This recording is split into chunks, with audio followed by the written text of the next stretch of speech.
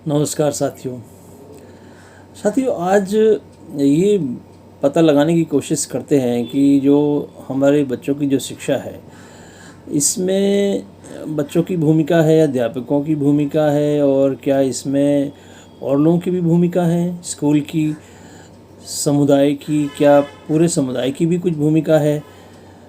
तो आप पाएंगे कि समुदाय की इसमें बहुत बड़ी भूमिका है और समुदाय में चूँकि शिक्षा का जो क्षेत्र है वो एक आप समय की राज्य अनुसूची में ये आती है और इसमें आप देखें कि शिक्षा के जो प्रयास सरकारी तौर पर होते हैं उससे कहीं ज़्यादा गैर सरकारी तौर पर भी प्रयास होते हैं। मान लीजिए किसी एक गांव में स्कूल खोलना हो तो कोई न कोई वहाँ का धनाढ्य व्यक्ति अपनी ज़मीन उपलब्ध कराएगा और तमाम संसाधन उपलब्ध कराने में पूरा समुदाय सहयोग करेगा। तो आप देखेंगे कि बहुत बड़ी भूमिका लोग उसमें अदा करते हैं। तो कुछ महत्वपूर्ण बिंदुओं पर आप देखें कि सरकारी जितने भी नियम कानून हैं, जितने भी अधिनियम बनाए गए हैं, ख़ास तौर से उनकी जानकारी समाज के समुदाय के सभी लोगों को होनी चाहिए। ख़ास तौर से जो जागरूक लोग हैं, जिम्मेदार लोग हैं, है ना, उन सबको ये जानकारी देनी होगी। उसके बाद दृष्टिबाधित विद्यार्थियों के लिए जो आपने सुना कि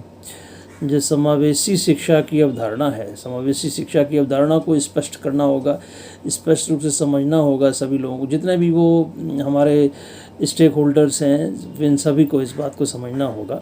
उसके बाद आप देखें कि जो हमारे विशिष्ट आवश्यकता वाले जो बच्चे हैं उनकी तमाम आवश्यकताओं को समझना होगा और उनके लिए जो तमाम सरकारी प्रयास हो रहे हैं यहाँ वहाँ विभिन्न स्तरों पर उनको हमको आपको समझना होगा।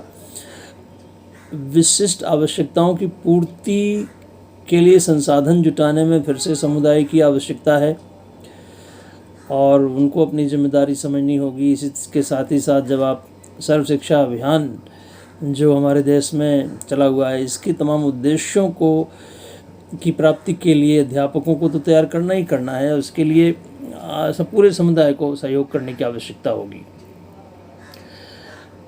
जो हम विशिष्ट पाठ्यक्रम या जो जमा पाठ्यक्रम या हम एक्सपेंडेड कोर करिकुलम की जो बात करते हैं उनको हमको उसके जो सभी पहलू हैं उनको समझने की आवश्यकता है। बच्चों की जीवन के जो तमाम पहलू हैं उनको हमें समझना होगा कि बच्चों के जीवन में क्या क्या हो रहा होता है, उनकी क्या आवश्यकताएं होती हैं, क्या उनकी ज़रूरतें होती हैं। इन सब बातों पर समुदाय को ध्यान देना होगा। इसके अतिरिक्त आप देखें तो समुदाय के सभी सदस्यों को ध्यान दीजिएगा, अध्यापक, माता पिता और तमाम जो जैसे गांव का मुखिया या और भी तमाम जो लोग हैं उन सब को इन विशिष्ट आवश्यकता के बालक बालिकाओं की आवश्यकताओं से उन्हें परिचित कराया जाए। मुझे लगता है जब वो परिचित होंगे तो ज़्यादा अच्छा उसमें सहयोग वो कर पाएंगे। और इसी प्रकार से समुदाय के जो बाकी के सभी लोग हैं उनको ये भी जानकारी देनी चाहिए कि देखिए आप इन बच्चों की बातों को धैर्यपूर्वक सुनिए, है ना, और यदि स्वयं उसका हल ना कर सकें तो कम से कम ऐसे जगहों पर उसको पहुंचाएं कि जहां पर ये हल उसकी समस्या का हो सके। तो आप देखेंगे कि ऐसी कहाँ स्कूल है या क्या है ना। सभी सदस्यों को दृष्टिबाधित मैं कहूँ या कि विशिष्ट आवश्यकता वाले बालक बालिकाओं की आवश्यकताओं से परिचित कराइए और ताकि वे स्कूल, घर, समुदाय के किसी भी ऐसे व्यक्ति की सहायता से हो सके वो स्वयं प्रशिक्षण ले सकें और नहीं तो उसे कम से कम प्रशिक्षित व्यक्ति के पास ज़रूर पहुंचा सकें। तो आप देखेंगे कि जो हमारा पूरा कम्युनिटी जिसे हम आप कहते हैं, कम्युनिटी यानी कि समुदाय के जो तमाम लोग हैं उन सब को अवेयर होना होगा, क्योंकि शिक्षा का दायित्व केवल स्कूल का नहीं, केवल माता पिता का नहीं, केवल बच्चे का नहीं, केवल शिक्षक का नहीं, बल्कि सभी का मिलकर है ना। तो सभी को इसमें समझना होगा, तभी हम अपनी बात को सही तौर पर कर पाएंगे और बच्चों की शिक्षा में हम आगे बढ़ सकेंगे।